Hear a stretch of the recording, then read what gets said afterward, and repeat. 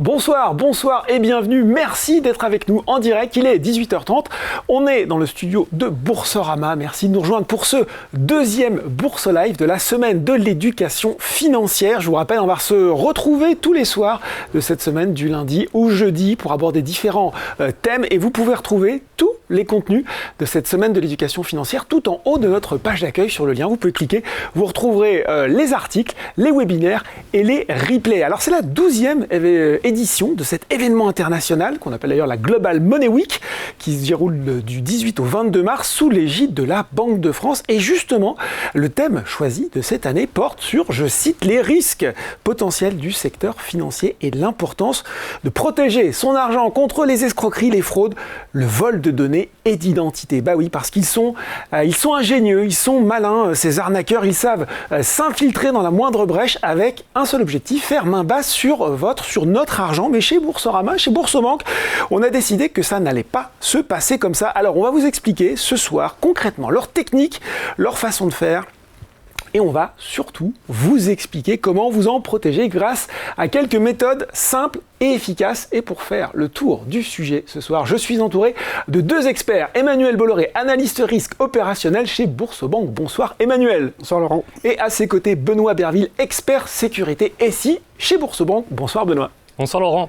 Alors, bien sûr, ce moment d'échange est là pour vous, c'est le vôtre. N'hésitez pas à poser toutes vos questions en direct. J'ai la tablette à côté de moi, elles vont apparaître. Et puis, on essaiera de répondre, bien sûr, au plus grand nombre possible pendant ces 40-45 minutes d'échange. On a déjà d'ailleurs sélectionné un certain nombre de questions au moment de l'inscription. Et je le disais, Benoît, ils sont malins, ces escrocs, ces arnaqueurs. On arrive quand même à assez bien savoir comment ils procèdent. Ça débute souvent par un faux mail, un faux SMS. Dans le jargon de la cybersécurité, on appelle ça du phishing. Mais alors, tout de suite, je préviens parce qu'on a reçu...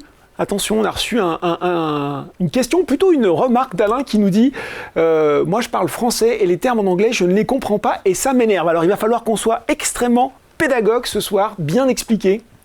Je vous promets, Alain, qu'on va essayer de faire tout ça et d'avoir des termes compréhensible. Alors finalement, Benoît, si on devait résumer comment se déroule le scénario type d'une arnaque financière ? Alors dans le scénario type, les escrocs vont essayer de chercher des informations sur vous. Oui. Ça peut être par exemple des fuites de données, on a beaucoup d'exemples récents là-dessus. France travaille récemment, 23 millions de données, sans notamment, citer, on peut en parler un petit peu. Petit cas récent, c'est loin d'être le seul cette année. Oui. Les escrocs aussi, ils savent faire aussi des bases de numéros de téléphone, d'adresse mail à contacter. Oui. Donc une fois qu'ils ont ça, ils vont essayer de brasser large, parce que finalement ça a assez peu de réussite, mais ils visent sur la masse. Finalement, on arrive toujours à trouver quelques cibles. Oui. Donc ils envoient très largement leurs messages, que ce soit sur téléphone, via SMS ou par email, avec une usurpation d'une marque connue, un service public. Et là, le but, c'est de faire cliquer sur un lien qui est dans ce message. Ouais. Alors, qu'est-ce qu'il va faire ce lien ? Bon, après, rien d'exceptionnel non plus. Ça ne va pas vider vos comptes en banque. Pas tout de suite, en tout cas. Pas tout de suite. Oui. Ni mettre un virus sur votre PC. Mais en tout cas, ça va afficher une copie du site usurpé dans le message. Et là, l'escroc va afficher un formulaire. Il va demander beaucoup d'informations sur vous, que ce soit personnel ou bancaire. Et toutes les informations que vous allez rentrer, ça va être autant d'éléments pour lui qui vont lui être utiles. Ouais. Oui, il essaie de récupérer le maximum. Et une fois que vous entrez ces informations, c'est un peu le jackpot pour lui. Il a plein d'infos pour ensuite vous appeler, vous contacter pour essayer de vous manipuler, vous convaincre d'effectuer des virements ou d'accepter des transactions carte bleue pour qu'ils récupèrent votre argent. Ouais. Et souvent, c'est avec en mettant la pression sur vous, en créant un faux sentiment d'urgence pour ne pas vous laisser le temps de réfléchir. Oui, c'est ça. Faut agir vite, faut agir maintenant. Attention, votre compte est en danger. Il faut réagir, quoi. C'est la panique. Ouais. Exactement. Il vous empêche de prendre du recul pour vous rendre compte que ça fait pas beaucoup de sens non plus ce qu'il dit. Et par exemple, une banque ne va pas vous demander de valider des opérations pour ensuite les annuler. Oui, alors ça, on va y revenir effectivement. Donc voilà, donc on a ce scénario, la mise en situation d'urgence, et puis il arrive souvent avec une solution, hein, c'est ça, il dit attendez, je vais vous aider, je vais vous faire des choses jusqu'à ce que ça se termine par des transferts d'argent, puisque c'est ça finalement toujours la finalité de ces escrocs. Oui, c'est ça la finalité de ces arnaques, hein, c'est de vous voler votre argent. Alors, voilà pour le scénario type. On a cette question d'Isabelle, et je pense qu'on est beaucoup à se l'être posée. On verra après un type de hameçonnage. Elle nous dit comment vérifier que je suis bien avec un vrai conseiller de ma banque dès lors que c'est le numéro de la banque qui s'affiche sur le téléphone. Ben oui, parce que dans certaines arnaques, on a l'impression que s'affiche sur notre téléphone le nom de notre banque. Comment ils arrivent à faire ça, les escrocs? Moi, je suis très curieux. Comment ils arrivent à usurper aussi l'identité, ou en tout cas celle qui s'affiche sur le téléphone? Malheureusement, c'est pas si compliqué de ça encore. Enfin, pour le moment, oui. Il y a des projets pour durcir ça. Mais effectivement, on peut un peu mettre le numéro qu'on veut. Hein. Malheureusement, tout ce qui est téléphonie, c'était pas vraiment prévu pour avoir des choses de sécurité finalement, voilà, pour verrouiller un numéro. Donc déjà, c'est déjà une très bonne étape de valider le numéro de téléphone qui vous appelle pour vérifier que c'est bien votre banque. Oui. Déjà une première chose à faire. Vous pouvez aussi après regarder quel est le contenu des échanges avec le conseiller. Oui. S'il essaie de vous demander des informations personnelles, confidentielles, comme votre identifiant, votre mot de passe, vos numéros de carte bleue, c'est louche. Ou alors essaie de vous demander de valider des opérations, enfin des annuler, ou de sécuriser vos fonds en faisant un virement. Ce qu'on peut dire pour répondre à Isabelle, c'est finalement que le fait d'avoir le nom de sa banque qui s'affiche, ce n'est pas une condition suffisante pour être sûr qu'on est avec son banquier. Moi, c'est ce que je retiens. C'est ça, hein, messieurs? C'est pas une assurance certaine d'avoir sa banque au téléphone. Oui. Parce que via des logiciels, via des systèmes, on peut, comme ça, piquer, entre guillemets, usurper l'identité de quelqu'un d'autre. Bon, voilà, ça c'est important de le savoir. Justement, on avait envie de vous montrer un type de hameçonnage, et ça commence souvent, bah oui, vous l'avez dit, Benoît, avec un SMS, hein, c'est ça? Alors oui, je pense qu'il y a beaucoup de monde qui a dû recevoir sur ces derniers mois sur son smartphone, des types de faux messages comme ça. En plus, ils sont quand même bien améliorés. Hein. Les fraudeurs, vous pouvez voir ici que c'est un lien qui paraît un peu crédible, un peu au portail gouv.com. Oui. Dans le passé, c'était pas forcément des domaines qui avaient un sens avec la marque ou ça. Voilà. Donc on voit ici qu'ils essaient de donner confiance, avec, mettant un .com par exemple, ou des .fr, .org, des noms d'extensions assez courants. Il y a un beau .gouv.fr, si on tombe en mai, on est en train de remplir notre déclaration d'impôt. Là aussi, ils ont un sens du timing. Parfois, ces escrocs, on se dit « Oh là, peut-être que j'ai fait une erreur » et on peut être aussi plus enclin à cliquer sans bien vraiment vérifier ce type d'adresse. Hein. Et oui, effectivement, ils savent bien envoyer au bon moment les messages. Oui. On voit que aussi, maintenant, les liens sont sécurisés. Pendant longtemps, on disait « Attention, lien de phishing, regardez si c'est pas du HTTP. Maintenant, c'est du HTTPS. Vous verrez qu'il y a bien le cadenas dans la barre d'adresse de navigateur pour donner cette confiance, mais en fait, c'est quand même pas le vrai site. Donc, on peut dire qu'au fur et à mesure des années, les fraudes se sont élaborées, se sont raffinées. On arrive vraiment maintenant à des niveaux où les anciens systèmes de vérification un petit peu qu'on avait fonctionnent plus forcément. À ce que vous dites, Benoît? Plus aussi bien, non. Oui. Pendant longtemps, on disait faites attention également aux fautes d'orthographe dans les mails. Oui. C'est de moins en moins vrai quand même, malheureusement. Ils se sont bien améliorés et ça devient des fois difficile de faire la différence entre un faux mail et un vrai. Bon, alors pas de panique, hein, parce qu'on va quand même regarder dans la suite de ce webinaire comment on peut se protéger. On va regarder, on a le schéma, on a un petit peu la façon dont ça se passe via l'hameçonnage. On va regarder maintenant les types de fraudes auxquels on peut être confronté dans le détail. Oui, Laurent, on a vu que les fraudeurs avaient déjà beaucoup d'informations. Et à partir du moment où ils ont déjà votre numéro de téléphone, un contexte dans lequel ils peuvent élaborer une fraude, ils vous appellent. Et là, on a plusieurs types de fraudes.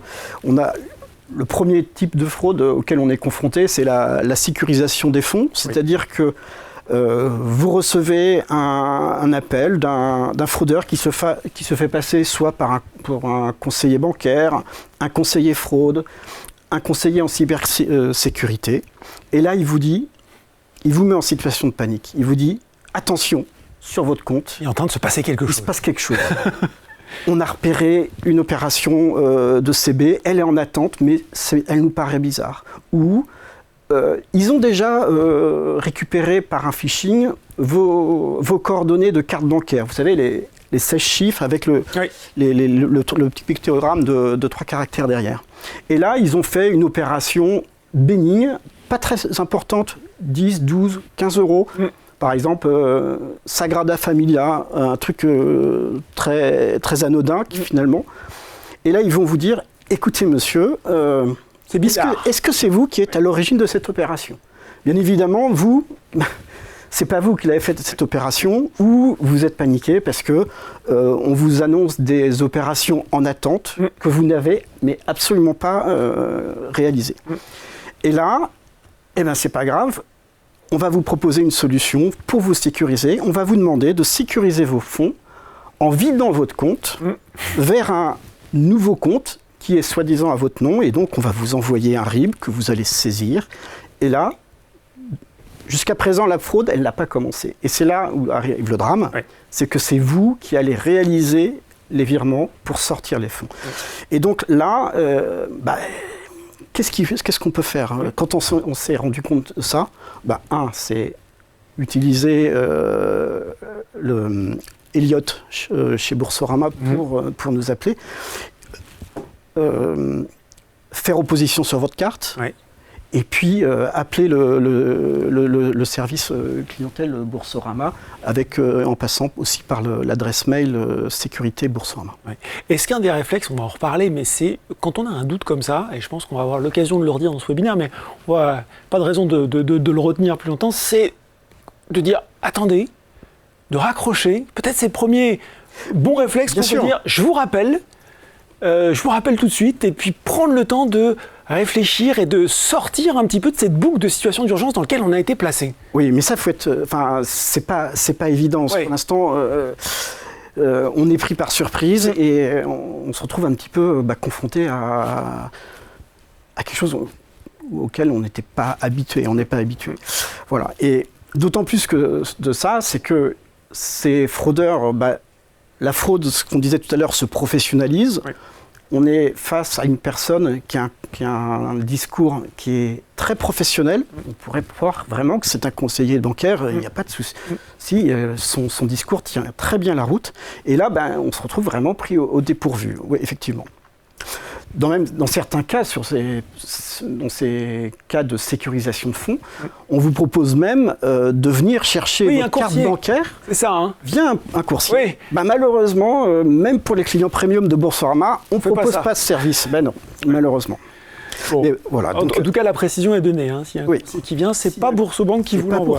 Exactement. Bon, ça c'est le type un petit peu classique. Il y a un deuxième volet qu'on voulait aborder aussi, parce que c'est un petit peu la deuxième dimension, si je puis dire, de l'arnaque financière, c'est l'arnaque aux faux produits financiers. Donc là, elle est un petit peu différente, où on vous promet un petit peu monts et merveilles. Ah oui, c'est très large. Voilà. C'est très large, parce que ça peut être, comme vous voyez à l'écran, un super livret à 6,49, mais on peut vous proposer des places de parking au Portugal, on peut vous proposer un investissement dans du vin, on peut vous...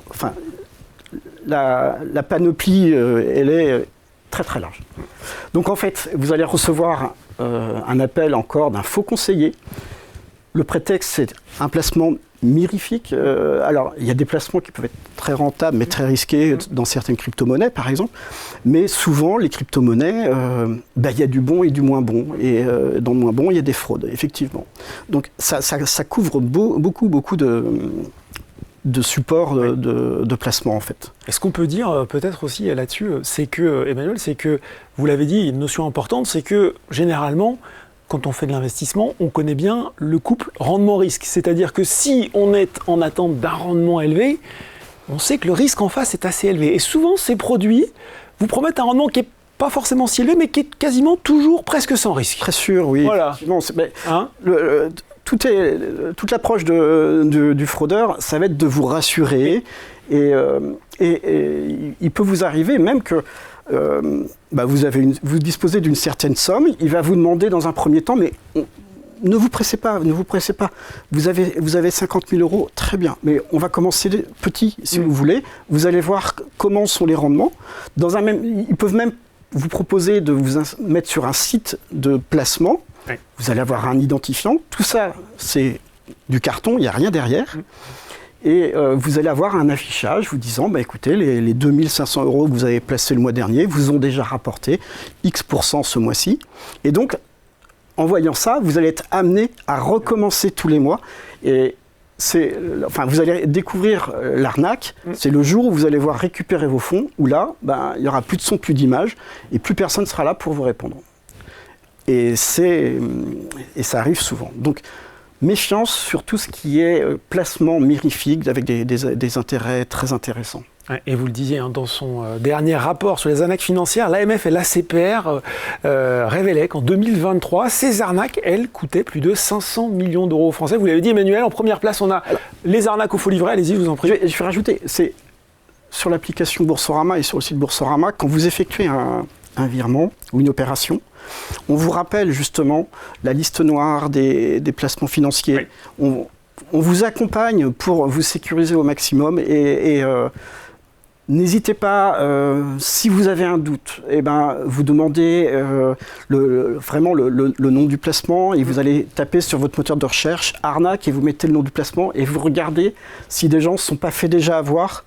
Et à ce moment-là, tant pis pour eux, tant mieux pour vous, vous aurez profité de leur expérience, mais au moins vous serez protégé. Petit réflexe sécurité, l'AMF aussi tient une liste noire effectivement des sociétés qui ne sont pas fiables. Donc je rappelle effectivement dans les arnaques les plus courantes, on a l'arnaque au faux livret, l'investissement dans les crypto-monnaies, les faux crédits, les investissements dans les éco-parkings, les bornes de recharge électrique, le tout effectivement souvent en usurpant là aussi l'identité d'un groupe ou d'une société connue. Donc pareil, ayez le réflexe de confirmer vos sources et puis de voir... Ah, attendez.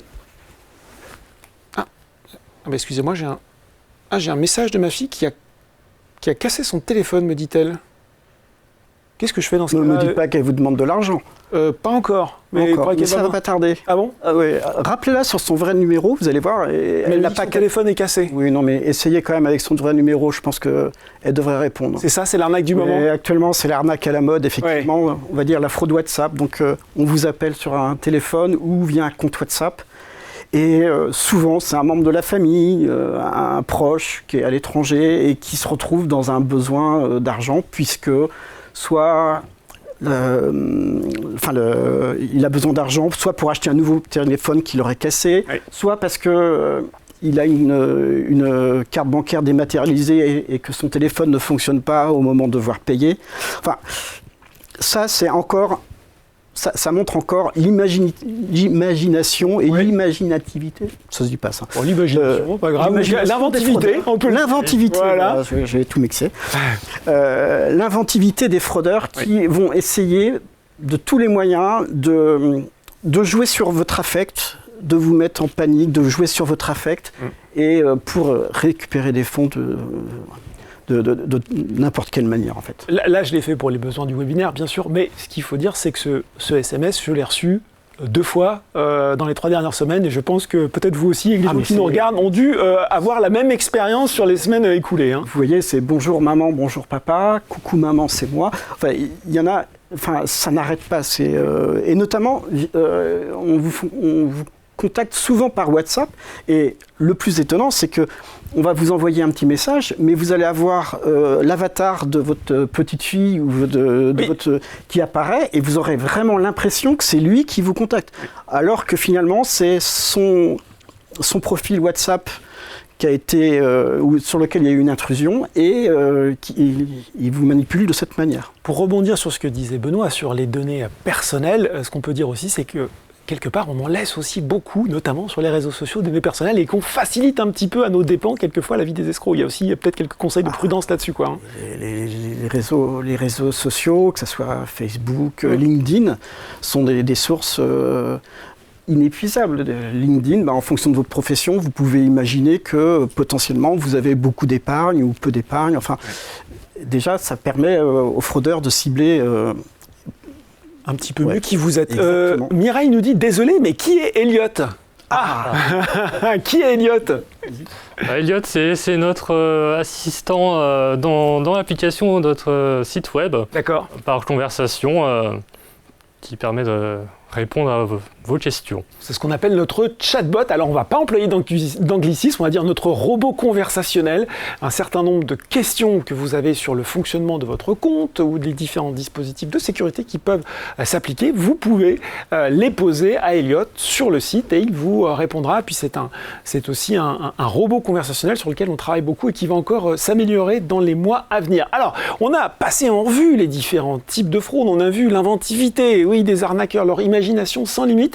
On a envie maintenant de connaître les bons réflexes, les quelques principes simples qu'on peut mettre en œuvre pour se protéger, sans doute pas à coup sûr, mais au moins qui vont faire le job, si j'ose dire, dans pas mal de cas. Oui, ça va être votre première ligne de défense, c'est ça. En fait. D'abord, si vous êtes contacté, posez-vous la question, est-ce que je suis certain de la personne que j'ai au bout du fil ? Si vous avez un doute, vous raccrochez et vous contactez le numéro de la banque. C'est-à-dire qu'on on raccroche et on ne rappelle pas sur le numéro qu'on vient d'avoir, on recherche le numéro. Voilà. C'est important ça, parce qu'on pourrait... Oui. Parce que là, au moins, et puis à ce moment-là, vous aurez un conseiller clientèle. Un vrai conseiller. Il dira, mais absolument pas. Oui. Et là, il fera les diligences nécessaires pour voir si effectivement il y a une fraude ou pas en cours, si les opérations de la Sagrada Familia dont on parlait tout à l'heure, elles sont bien là ou pas. Est-ce que, voilà, et il fera peut-être il régénérera peut-être votre identifiant ou des choses comme ça. Donc ça, on le répète, et il faut le garder à l'esprit. En cas de doute, il faut avoir ce réflexe de dire « Oh, je doute, je prétexte n'importe quoi et je raccroche, je raccroche, je me pose, je suis au volant, je ne peux pas vous répondre. » Voilà, ou on m'appelle, je vous rappelle dans 5 minutes et on raccroche et on reprend le bon numéro pour rappeler sa banque. Ça, je pense que c'est déjà un premier bon réflexe à avoir. La deuxième chose, Laurent, c'est qu'aujourd'hui, le fraudeur, c'est le cambrioleur d'il y a 20 ans. Ouais. Et donc, si vous lui fournissez vos identifiants, vos mots de passe, votre code de carte bleue, vous lui filez les clés de votre appartement. Avec le code du coffre-fort en même temps. Si vous voulez. Donc, ne communiquez jamais vos codes. Et même, j'irai même plus loin, dans certains cas, notamment sur vos mots de passe de boîte mail, n'hésitez pas à les changer régulièrement. C'est important parce que souvent, tout à l'heure on parlait de phishing, Benoît, mais les fraudeurs arrivent à s'introduire sur votre boîte mail, et dans votre boîte mail, c'est une malle au trésor, quoi. Il y a toutes vos informations, et je sais bien que quelque part, vous aurez un mail où vous avez mis le mot de passe de je sais pas quoi. On l'a tous fait. Oui. Et donc, il faut que ça soit sécurisé, ça. Il faut que ça soit sécurisé, et donc le meilleur moyen, c'est de changer régulièrement ces mots de passe. Bon, ça c'est quand on est appelé, et on voit déjà qu'on a des moyens d'agir, et si on passe à l'étape d'après, quand on doit réaliser un virement, là aussi. Alors voilà, vous l'avez, et puis on vous dit, il faut sécuriser vos fonds, c'est urgent, c'est urgent. Oui. Il ne faut pas céder à la panique, il ne faut pas agir dans l'urgence, il faut toujours garder la tête froide. Donc, surtout effectivement, si votre compte est fraudé, vous pouvez être tenté d'être en panique, mais malgré tout, il faut rester la tête froide. Et il ne faut pas céder aux sirènes des placements Ah oui, ça c'est dans le cas d'un placement financier, on vous fait miroiter. Ce serait quand même bien que je puisse vous faire bénéficier de ce placement si vous me faisiez le virement avant telle date, parce qu'après, ce sera plus disponible. Absolument. Oui, ça c'est notre genre d'urgence. Et donc, il faut vraiment identifier celui à qui vous allez envoyer les fonds. C'est quand vous allez acheter votre pain, vous payez la boulangère et vous n'allez pas payer... le type devant la boulangerie. Exactement. La boulangerie lui appartient. Identifier la personne, le RIB, là, vers qui vous allez envoyer les fonds. Et puis, finalement, il faut valider votre opération quand vous êtes sûr et certain. En plus, on parlait de baguettes de pain, ce n'est pas des petits montants qui sont en jeu, c'est des gros montants. Et c'est vraiment dommage, c'est encore plus dommage de faire passer ça, quoi. Qu'est-ce qu'on ne fera jamais chez Boursorama? Et là aussi, ce sera quelque chose à conserver en tête. Absolument. Il y a 2 règles importantes. C'est on ne vous appellera jamais pour sécuriser vos fonds. Nous, on a les moyens de voir ce qui se passe. Oui. Et on peut se débrouiller tout seul pour faire ça. Voilà. En gros, on n'a pas besoin de votre action pour empêcher des virements de sortir, Ouais. sécuriser vos fonds. Ouais. Donc ça, c'est aussi un bon réflexe. On n'a pas besoin de vous, on peut le faire tout seul. Voilà. Oui. Peut-être que... Ensuite, on ne vous appellera jamais avec un numéro de téléphone qui commence par 06, par 07, par 09. Ça, on le fera pas. Et donc, comme tout à l'heure sur les arnaques au placement, je vous disais, vérifiez sur Google ou sur Bing ou sur un autre moteur de recherche, pour ne pas faire de pub. Vous faites arnaque et vous tapez le numéro de téléphone. Et là, vous allez voir que de temps en temps, il y a des surprises. Et donc, voilà, c'est pour vous rassurer aussi. Précaution supplémentaire, facile à faire, rapide et qui permet là aussi d'avoir la puce à l'oreille. Dernière règle, elle est encadrée, en framboise. Ouais. Utilisez l'application Boursorama et téléchargez-la depuis un store officiel. Ouais. Qu'est-ce que c'est un store officiel pour que tout le monde comprenne? C'est ce que va mettre à disposition Android, enfin Google et Apple. D'accord. Ce que vont mettre en fonction, oui. Ouais, donc là, on est sûr que si on passe par ces stores officiels, on a la vraie appli Boursorama. Voilà. Et pas quelque chose qui s'appellerait Boursorama avec un C ou on ne sait pas trop quoi. Voilà. Et puis méfiez-vous quand... Je sais bien qu'aujourd'hui, on est tous un petit peu dans une situation d'inflation et qu'on veut faire des économies. On peut racheter un téléphone reconditionné, voilà, je cherchais le mot. Faites attention aussi de savoir qu'il soit bien reconditionné et ce qui s'est passé avant. C'est ça, Benoît? Oui, bien sûr. Ouais, c'est un point important, ça, parce qu'effectivement, quand on achète de l'occasion, a priori, on peut supposer que c'est bien fait, mais on n'a pas forcément la visibilité, surtout si on n'est pas un pro, sur la vie précédente du téléphone. Hein. Donc, méfiance. Ouais. Voilà. Oui. Donc, appli. Ok. C'est très important parce que on a fait beaucoup d'améliorations sur la sécurité de votre compte et permise notamment grâce à l'application Boursorama. Oui. Ça vous permet aussi de vous tenir mieux au courant des informations, des opérations qui ont lieu sur votre compte. Et donc, c'est quand même un bon point à avoir l'application. Oui. Et c'est aussi, je trouve, un peu plus agréable à utiliser, plus facile pour valider les opérations. Sur les versions récentes, on a même la notification des opérations maintenant. Absolument. Moi, je le vois apparaître sur mon téléphone depuis quelques temps. Oui. Donc comme ça, on est aussi au courant en quasi-temps réel de nos dépenses. Voilà pour les bons réflexes. Mais dites, messieurs, là, vous, là, qu'est-ce que vous faites pour sécuriser tout ça aussi côté Boursorama? On travaille beaucoup aussi pour suivre toutes ces annonces de faux placements sur les réseaux sociaux. On les voit, on essaie de les faire fermer, mais après, c'est au bon vouloir. Souris, quoi, hein. Exactement, comme pour tout ce qui est site de hameçonnage qu'on a parlé avant. Donc, on essaie d'être le plus réactif possible, mais c'est pas forcément fermé dans la minute. On améliore notre application aussi, du coup, comme tu as dit Laurent, pour mieux vous tenir au courant aussi des opérations qui ont lieu sur votre compte. Faire en sorte que ça soit le plus clair possible aussi quand vous validez des opérations pour que vous sachiez bien ce qui se passe. Et si oui, j'y pense, si sur les faux placements, si jamais vous avez faux placements au nom de Boursorama, regardez si c'est présent aussi sur notre site, sur notre application. Sur notre offre de service, tout simplement. Voilà. Si vous ne trouvez pas le super livret Boursorama sur l'application Boursorama, c'est peut-être qu'il y a un problème quelque part, ou sur notre site internet. Hein. Ouais. On peut peut-être parler quand même, Benoît, je trouve, de ce qu'on a rajouté, effectivement, et qui est quand même un moyen assez simple et efficace. Quand on va faire un virement, maintenant, il y a cette petite avertissement qui dit « Êtes-vous en ligne vraiment avec un conseiller Boursorama, histoire de dire « Attention, là, il y a peut-être quelque chose d'un petit peu louche qui est en train de se tramer. » Oui, on a mis en place cette page pour vous faire un rappel, essayer de faire un temps de pause aussi pour... s'assurer que vous n'êtes pas manipulé au téléphone. Hein. C'est ça. On a des messages de sensibilisation quand vous ajoutez des bénéficiaires ou vous faites des virements importants.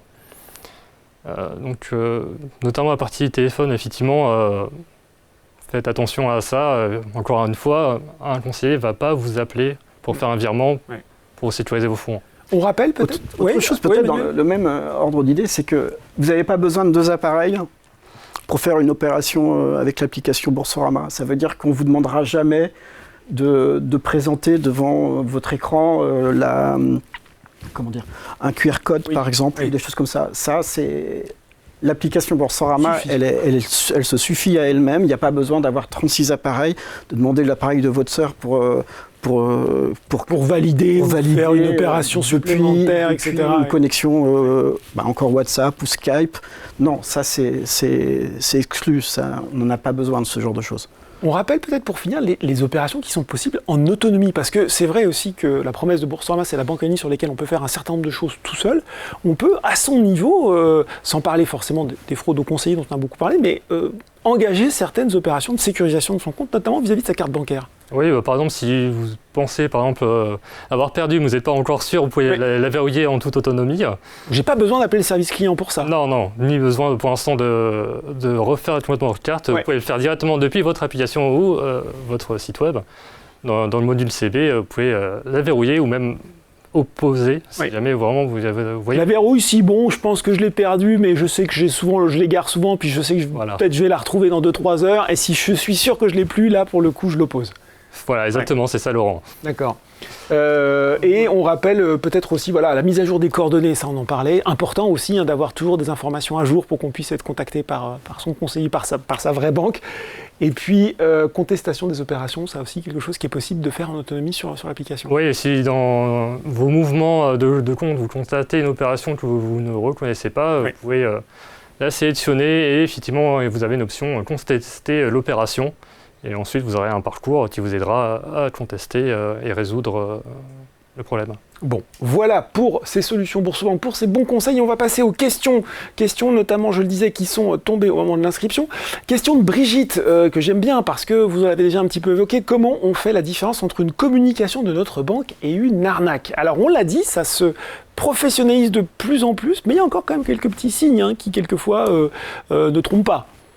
Oui, bien sûr, notamment les communications, on a vu tout à l'heure sur les super livrets. Oui. Là, je vais revenir un petit peu à ce qu'on disait tout à l'heure, c'est utiliser l'appli où là, vous avez vraiment une communication que vous aurez dans vos notifications de Boursorama. Et donc, c'est quelque chose de sûr et certain. Pour le coup, là, vous savez que vous avez Boursorama qui vous contacte et qui discute avec vous. C'est vraiment le... En fait, l'appli, c'est, je ne vais pas dire c'est votre bouée de secours, mais c'est ce qui va vous rassurer et qui va... Vraiment être sûr qu'on est sur une information vraie et fiable. Exactement. Ouais. Donc il faut avoir le réflexe appli de plus en plus. Ça, c'est important de le préciser. Ce qu'on peut dire quand même, je pense, messieurs, qu'il y a encore, je disais, quelques petits signes. Malgré tout, c'est vrai que si on regarde les fautes d'orthographe, ou alors un logo qui, entre le début et la fin, n'est plus le même, qui a changé, où on arrive quand même quelquefois, où l'adresse mail qui, quand on la déploie, est un petit peu bizarre. Finalement, on trouve plus Boursebank, on trouve boursebank@world.com ou je sais pas quoi. Oui. Bon, c'est un petit peu plus compliqué, mais il y a aussi un petit faisceau de présomption qui peut nous faire douter. Et ce que vous disiez, Emmanuel, dans ce cas-là, on va toujours se référer à l'appli quand on a le moindre doute sur ces communications. C'est ça, oui. Mais effectivement, sur les mails, par exemple, vous pouvez voir le logo Boursorama à côté de l'adresse expéditrice. Oui. C'est un vrai mail. Aussi, je pense, des fois, un peu des interrogations sur les liens de nos mails, vous voyez, sur sa expéditrice. Tous nos mails sont envoyés depuis boursobank.com ou boursobank.info. Et quand nous envoyons des SMS, les liens, c'est bourg.so, ça commence comme ça. Donc voilà, ça donne quand même des petits signes. Et puis encore une fois, en cas de doute, si vous n'êtes pas sûr de reconnaître le lien, on ne clique pas dessus. Exactement. Je pense que ça aussi, le bon réflexe. Marie-Morgane nous demande quelles sont les procédures légales à appliquer et qui contacter en cas de fraude. Voilà, malheureusement, je n'ai pas suivi ce webinaire, je n'ai pas eu les bons réflexes. J'ai fait des erreurs. Comment ça se passe ? Comment je procède ? On parlait tout à l'heure de Elliott. Oui. si vous tapez fraude sur Elliott, vous allez avoir toute la procédure à suivre. Une procédure à suivre, effectivement. Et notamment, on va vous rappeler l'adresse mail qui est dédiée justement à ces cas-là, en fait. On avait une question de Christian aussi que moi j'aime bien parce que, alors il nous dit comment savoir si le site d'une société est un site frauduleux. Bon, on l'a vu, c'est un petit peu là aussi les mêmes choses, mais c'est une autre partie de sa question qui m'intéresse plus particulièrement. Comment protéger les documents d'identité justificatifs de domicile et autres documents personnels que l'on transmet lors de la création d'un espace client? Alors lui, il parle de la création d'un espace client. Moi, je pense aussi à des documents qu'on peut transmettre. C'est beaucoup plus large. Oui, dans le cadre, tiens, par exemple, d'une location. Voilà, et on nous demande quelquefois notre vie entière. Hein. Oui. Et comme ça, sur des gens que vous ne connaissez pas forcément, qui récupèrent des gros dossiers avec plein d'informations sensibles. Alors, on peut avoir la solution la plus simple, c'est-à-dire que vous allez écrire en travers du document, de la photocopie du document, parce que surtout, vous ne donnez jamais vos originaux. Vous allez écrire sur la copie du document, ce document est destiné à la location de vacances que j'ai prévue pour cet été. Donc ça, vous pouvez le faire. Ou vous avez aussi des sites gouvernementaux qui vous proposent de mettre en filigrane un texte. Et donc c'est là aussi, vous spécifiez bien, vous spécifiez bien, on dit non. Vous spécifiez bien. Voilà. On invente des mots ce soir. C'est prolixe. C'est des... Ça vous permet en fait de protéger, c'est ça, et de dire qu'en fait ce document, il a été utilisé dans le cadre d'une demande d'information. Voilà, mais il ne peut pas servir ailleurs. Ouais. Et donc, il ne pourra pas servir pour l'ouverture d'un compte dans une banque autre. Alors j'ai une question qui m'a envoyée par la régie, je ne suis pas sûr de comprendre. Qu'est-ce que l'OTP mentionné dans votre slide? Je ne sais pas à quel slide on fait référence. Je ne sais pas si messieurs vous voyez. C'est celui-ci, Laurent. Notification, oui. le premier point. Oui, effectivement. Avec l'application, c'est un peu plus simple. Oui. Vous pouvez valider directement les opérations. Opérations en temps, c'est quoi OTP? Ça veut dire quoi? C'est les opérations sensibles. Alors OTP, c'est un peu du jargon. D'accord. On a dit qu'on ne faisait pas de jargon. Pour ça, je ne vais pas forcément parler. C'est pas obligé de rentrer dans les détails, mais c'est ce qui permet la validation des opérations sensibles. D'accord. C'est les codes à 6 chiffres que vous recevez, par exemple, par SMS ou par email. Oui. C'est ça l'OTP. D'accord. Vous voyez, moi aussi, j'aurais appris un truc ce soir. Et c'est bon, il y a ses limites sur les numéros de téléphone, par exemple. Il y a beaucoup d'histoires de SIM swap ou de vol de SIM il y a quelques années. Où, avec Emmanuel, je te disais sur les vols de comptes de boîte mail. Oui. D'où l'importance, encore une fois, d'utiliser l'application mobile Boursorama Bank, qui permet de sécuriser du coup la validation de vos opérations sensibles. D'ailleurs, il faut dire qu'aujourd'hui, c'est quasiment la procédure standard, c'est-à-dire qu'on n'a pas le choix. C'est tellement plus simple de valider une opération avec son pouce en utilisant la biométrie que de recopier un... Joël s'inquiétait, et je la comprends, parce qu'on a aussi souvent posé la question, que peut faire un individu muni de ma carte d'identité et de mon RIB? Est-ce que ma banque peut changer mon numéro de compte pour me protéger? Ainsi, l'individu serait en possession d'un RIB obsolète. Qu'est-ce qu'on peut faire avec un RIB? Alors, relevé d'identité. Chez Boursorama, vous ne pouvez plus ouvrir un compte. Vous ne pouvez pas ouvrir un compte avec un RIB et une pièce d'identité, puisqu'on va vous demander une biométrie faciale. On va sécuriser énormément votre espace client. On va empêcher vraiment l'usurpation d'identité. En revanche, rien n'empêchera le fraudeur d'essayer d'ouvrir des comptes dans d'autres établissements qui n'auraient pas forcément ce dispositif-là. D'accord. Donc c'est un petit peu... C'est compliqué de répondre parce que ça peut... Il y a des grosses... alors, vous pouvez vous amuser, mais il y a énormément d'établissements. C'est de contacter tous les établissements que vous connaissez pour justement leur dire « Attention, ma carte d'identité a été volée avec un RIB, mon portefeuille a été volé, donc il y avait tout ce qu'il fallait. » C'est quelque chose où on est un petit peu embêté. Après, il y a un dispositif qui est ouvert par la Banque de France justement pour vous protéger dans certains cas. D'accord.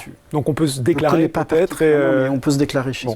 En tout cas, on voit que dans certaines circonstances, je pense de moins en moins parce qu'on doit demander des pièces additionnelles, mais ça peut peut-être encore suffire des fois pour créer un compte. Bon, à vérifier. Catherine, qui a déjà un pied dans le futur, nous dit comment faire face aux arnaques générées par l'IA. Pas si dans le futur que ça. Oui, c'est déjà utilisé. Ils sont quand même assez proactifs là-dessus pour exploiter ça. effectivement, après les conseils que nous avons expliqués dans le webinaire sur la méfiance restent valides.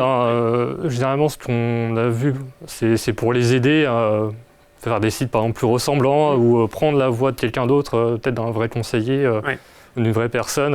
Il y a cette anecdote, Benoît, je ne sais pas si vous avez entendu, de quelqu'un qui a fait un virement parce qu'il avait l'impression d'avoir le conseil d'administration de son entreprise en face de lui et en fait, tout était généré par IA, y compris les visages des membres de ce conseil d'administration. Oui, c'était en vidéo en plus. Oui, c'est ça. Avec une fausse vidéo complètement montée toute pièce. Donc c'est vrai que ça semble assez incroyable. Ce qu'on peut dire, c'est ce que vous disiez, c'est que finalement les bons réflexes, bon, il a l'air très convaincant, mais il me demande de faire des choses un peu curieuses, cet interlocuteur. Finalement, les bons réflexes restent les mêmes quelque part. C'est pas parce que c'est écrit ou c'est montré sur Internet que c'est vrai. Voilà. Faut toujours être suspicieux. Oui. Question de Thierry. On a les antivirus. Via les antivirus, nous essayons de protéger nos ordinateurs, mais qu'en est-il sur nos smartphones? Quels moyens avons-nous? Tiens, c'est vrai ça. Alors, il y a souvent quand même des systèmes inclus, mais est-ce qu'il y a besoin de renforcer la sécurité antivirale de nos smartphones? Alors, en général, pas forcément besoin. En tout cas, aussi avec l'application Boursorama, on surveille aussi également si vous n'avez pas de virus sur votre téléphone. Ah, c'est chouette ça, merci.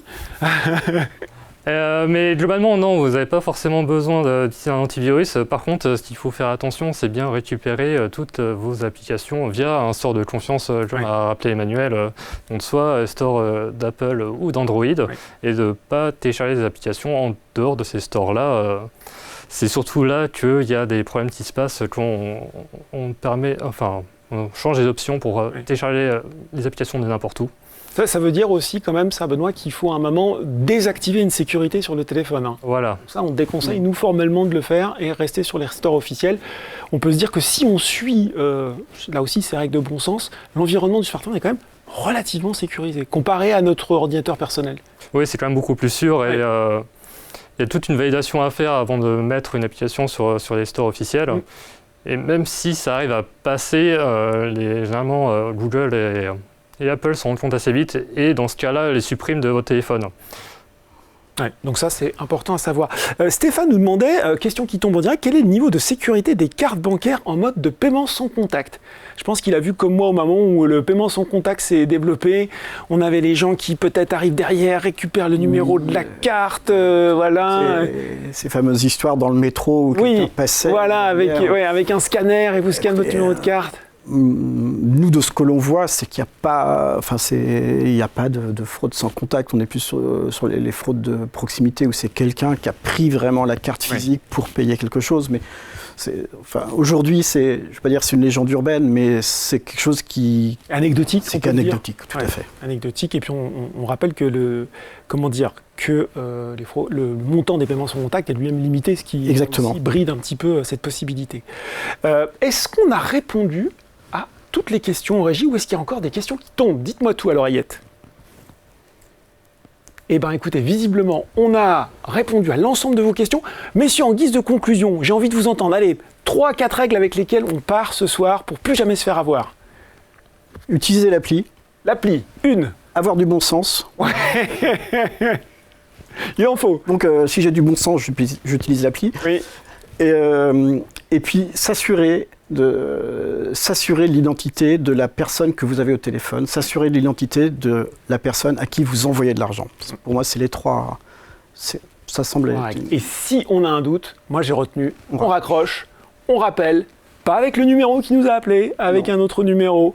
Et moi j'ai à souvenir aussi, Boursorama ne m'enverra pas de coursier. Non. Boursorama ne me demandera pas de sécuriser des fonds. Ne me demandera aucun code. Ne me demandera aucun code. Voilà, je pense qu'avec ça, on est quand même pas mal. Là, on commence à... Oui, on les embête vraiment, ces fraudeurs. Bon, voilà. Bon, c'est pas mal. Merci beaucoup, messieurs. Ce webinaire, ce Bourse Live est maintenant terminé. Demain, vous retrouverez Johanna Zilberstein et Thibaut Dreux pour un nouveau Bourse Live de cette semaine de l'éducation financière. Épargne, ce sera le thème. Et si vous preniez le pouvoir sur votre argent, ce sera à 18h30. Et on va dire aussi plein de choses intéressantes. N'hésitez pas à vous inscrire, c'est encore possible. Merci beaucoup de nous avoir suivis ce soir. On espère qu'on vous a apporté plein de bons conseils. Très bonne soirée et à bientôt.